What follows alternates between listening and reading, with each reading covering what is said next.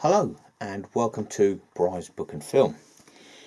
Very recently I watched for the umpteenth time The Wolf of Wall Street, and I did a film review a couple of weeks back, whenever it was, and under the new rating The Wolf of Wall Street would get a 5 coffee cup rating.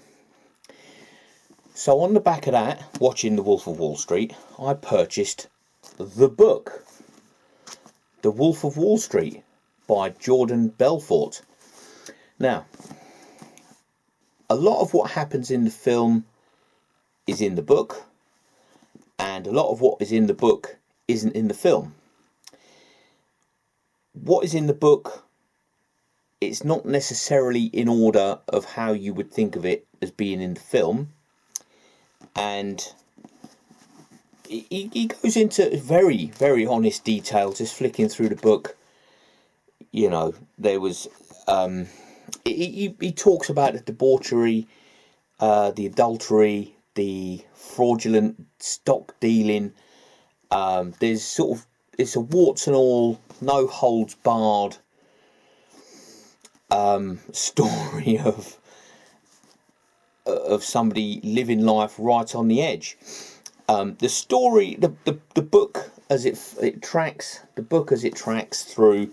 If you've watched the film, and I know that Jordan Belfort has got his own identity. There's a picture of his little baby face on the back of the book, next to the barcode, and you know. So if you've watched the film, I watched it and was watching it as if Leonardo DiCaprio was in the story, in the book. And I know that doesn't necessarily make sense, but it's how I read the story. He goes into warts and all, intimate detail about his own shortcomings, the dishonesty, the fraud that he was engaged in. I had a bookmark. I finished the book. It took me a few days to read, but it's a good book. I bought this second hand. The cover's a bit ratty. I bought it. It was used off of Amazon, but I thought, well, I don't care about that. I just need to read the book just to see, because if there's a book of the film or a film of the book, you should read both. And I think to do The Wolf of Wall Street true justice, it's only fair to watch the film, and I've watched that a few times now. Watch the film and buy the book, The Wolf of Wall Street, How Money Destroyed a Wall Street Superman. And believe me, when you've read this high octane story, and it is a high octane story, how this man is still alive is just defies everything that we know to be true. He shouldn't, by his own admission, he shouldn't be alive, but he is. It's right at the end of the book when you get to sort of this part of the book here, this very end bit, is when, in his own words, the insanity will sort of level up, if you like. You're already on a high octane, high stakes, all out, balls to the wall life, and then somehow his drug addiction, because what's not mentioned in the film is that Jordan Belfort hurt his back. He had a back injury which caused pain down his left leg, caused incredible pain. That's not mentioned in the film, which is why he takes the Quaaludes and the drugs and everything else, is because of this crippling back pain that he's enduring, that he's suffering from. In his own words in the story, that doesn't excuse it and it doesn't justify it or anything, but he had a crippling back condition and he'd had surgeries and Luckily, there was he stumbled upon a really decent top end doctor that managed to, give him relief. And at the end of the book, when he's talking about what finally tipped him over the edge, if you like, what sort of brought it all to a head, what how can I put it, what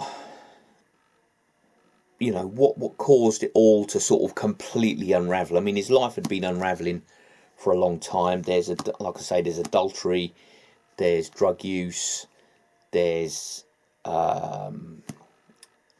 sexual deviancies, and it's all in his own words. I'm not saying anything that Mr. Belfort hasn't said himself, but I'm just trying to get so that this is a book that's worth reading. It really is. On the back it says, by day he made thousands of dollars a minute, by night he spent it as fast as he could. From the binge that sunk a 170-foot motor yacht and ran up a $700,000 hotel tab. Yikes. If I'm paying £100 for a hotel room, I'm feeling like I'm feeling violated. $700,000 hotel tab to the wife and kids who wait for him at home, and the fast-talking, hard-partying young stockbrokers who called him king and did his bidding.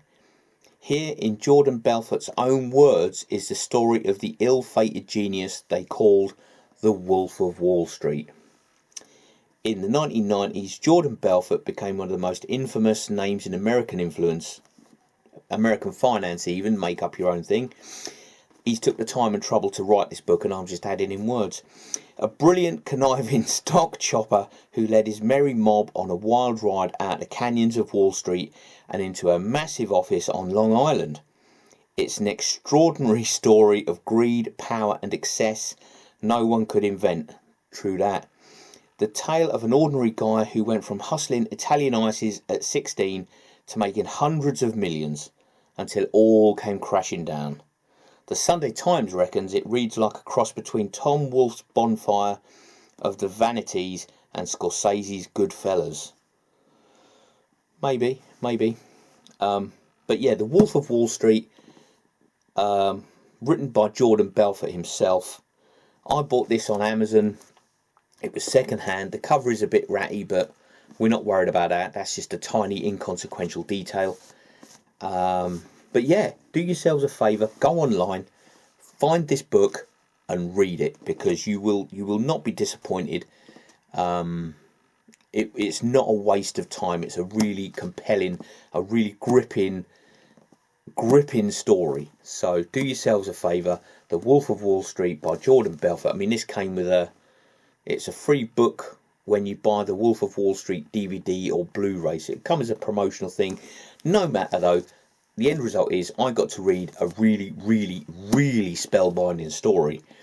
So do yourselves a favour, buy the Wolf of Wall Street book, read it, you won't be disappointed. Thank you very much for watching, and I'll catch you on the next one.